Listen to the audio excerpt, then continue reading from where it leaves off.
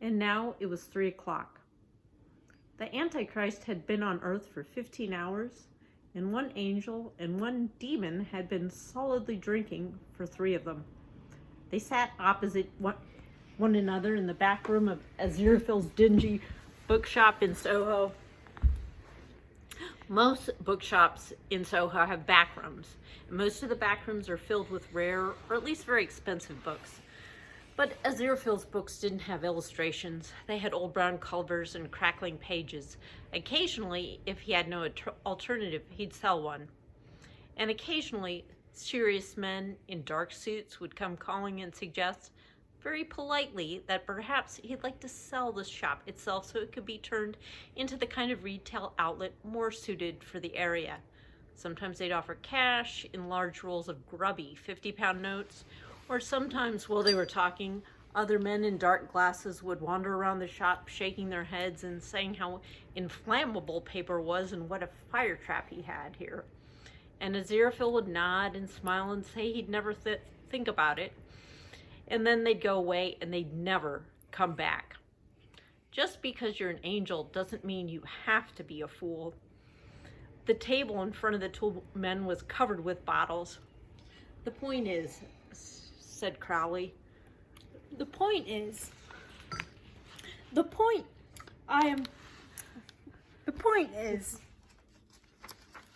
he tried to focus on Aziraphale.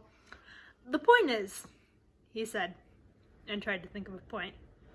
"The point I'm trying to make," he said, brightening, "is dolphins. That's my point." "Kind of fish," said Aziraphale. No, said Crowley, shaking a finger. "It's a mammal. Your actual mammal. Difference is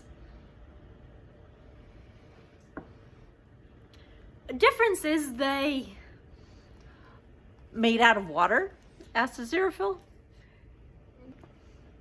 "Don't think so. Pretty sure that's not it. Something about their young... whatever."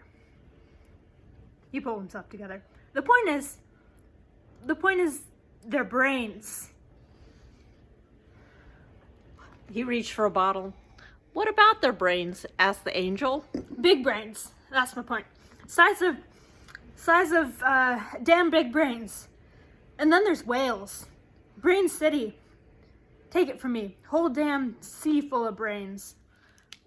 "Kraken," said Aziraphale, staring moodily into his glass.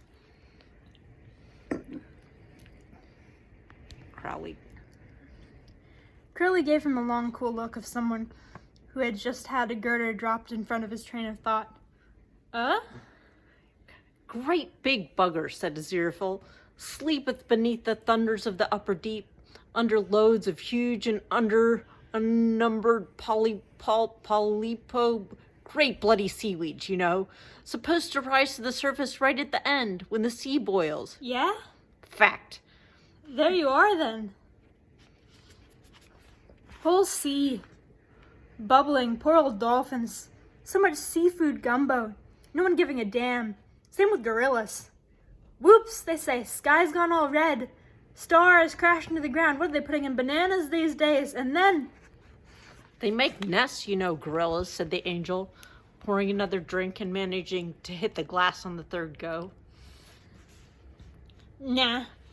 "God's truth, saw film. Nests." That's birds." "Nests," insisted Aziraphale. Crowley decided not to argue the point. There you are, then. All creatures great and small. All creatures great and smoke. I mean small. Great and small. A lot of them with brains. And then, bazam! "But you're part of it," said Aziraphale. "You tempt people. You're good at it." That's different. They don't have to say yes. That's the ineffable bit, right? Your side made it up. You've got to keep testing people, but not to destruction. All right. I don't like it any more than you do, but I told you I can't destroy, not do what I'm told. I'm an angel.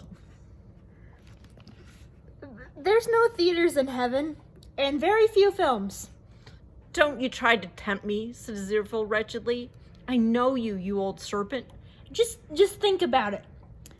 You know what eternity is? I mean, do you know what eternity is? There's this big mountain, see, a mile high at the end of the universe.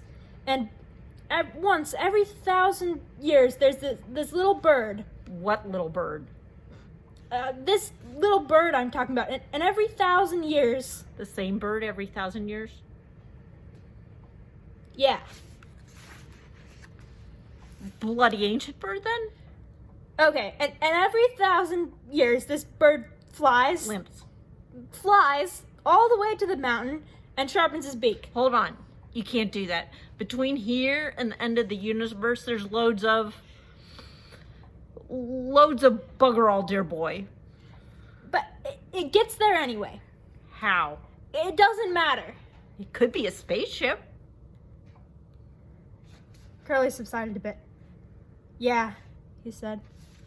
If you like. Anyway, this bird... Only if it's the end of the universe we're talking about, said Aziraphale. So it'd have to be one of those spaceships where your descendants are the ones that get out at the other end. You've got to tell your descendants, you say, when you get to the mountain, you've got to... what have they got to do? Sharpen its beak on the mountain, said Curly. And then it flies back. In the spaceship. And after 1,000 years, it goes and does it all again. There was a moment of drunken silence. Seems like a lot of effort just to sharpen a beak, mused Aziraphale. Listen. The point is that when this bird has worn the mountain down to nothing, right then... Aziraphale opened his mouth. Crowley just knew he was going to make some point about the relative hardness of birds' beaks in the granite mountain, and he plunged on quickly. And then you still won't have finished watching The Sound of Music. Aziraphale froze. And you'll enjoy it. Curly said relentlessly. You really will. My dear boy. You won't have a choice. Listen. Heaven has no taste. Now. And not one single sushi restaurant. A look of pain crossed the angel's suddenly very serious face. I can't cope with this while I'm drunk, he said. I'm going to sober up. Me too. They both winced as the alcohol left their bloodstreams and sat up more neatly. Aziraphale straightened his tie. I can't interfere with divine plans, he croaked. Crowley looked speculatively in his glass and then filled it again. What about diabolical ones? Pardon? Well, it's got to be a diabolical plan, hasn't it? We're doing it, my side. Ah, but it's all part of the overall divine plan, said Aziraphale. Your side can't do anything without it being part of the ineffable divine plan, he said with a trace of smugness. You wish. No, that's the... Aziraphale snapped his finger irritably. The thing. What do you call it in your colorful idiom? The line at the bottom? The bottom line? Yes, that's it. Well, if you're sure. Crowley? No doubt about it. Crowley looked up slyly. Then you can't be certain. Correct me if I'm wrong. You can't be certain that thwarting it isn't part of the divine plan too. I mean, you're supposed to thwart the wiles of the evil one at every turn, aren't you? Aziraphale hesitated. You see a wile, you thwart. Am I right? Broadly. Actually, I encourage humans to do the actual thwarting because of ineffability, you understand? Right. So, all you gotta do is thwart. Because if I know anything, it's that the birth is just the start. It's the upbringing that's important. It's the influences. Otherwise, the child will never learn to use its powers. At least, not necessarily as intended. Certainly, our side won't mind me thwarting you, said Aziraphale thoughtfully. They won't mind that at all. Right. It'll be a real feather in your wing. What will happen to the child if it doesn't get a satanic upbringing, though? Says Aziraphale. Probably nothing. It'll never know. But genetics. Don't tell me from genetics. What have they got to do with it? Look at Satan, created as an angel, grows up to be the great adversary. Hey, if you're going to go on about genetics at me, you might as well say that the kid will grow up to be an angel. After all, his father was really big in heaven in the old days. Saying he'll grow up to be a demon just because your dad becomes one is like saying a mouse with his tail cut off will give birth to tailless mice. No, upbringing is everything. Take it from me. And without unopposed satanic influences, well, at worst, hell will have to start all over again, and the Earth gets at least another 11 years. That's got to be worth something, hasn't it? now Aziraphale was looking thoughtful again. You're saying the child isn't evil of itself, he said slowly. Potentially evil. Potentially good. Too, I suppose. Just this huge, powerful potentiality waiting to be shaped. Anyway, why are we talking about good and evil? They're just names for sides. We know that. Suppose it's got to be worth a try, said the angel. Crowley nodded encouragingly. Agreed?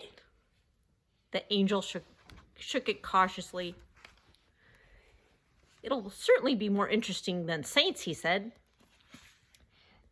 And it'll be for the child's own good in the long run. We'll be godfathers, sort of. Overseeing his religious upbringing, you might say. Aziraphale beamed. You know, I'd never have thought of that, he said. Godfathers. Well, I'll be damned. It's not too bad when you get used to it. She was known as Scarlet. At the time she was selling arms, although it was beginning to lose its savor.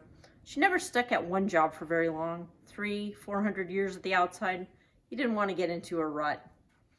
Her hair was true auburn, neither ginger nor brown, but deep and burnished copper color, and it fell to her waist in tresses that men would kill for, and indeed often had.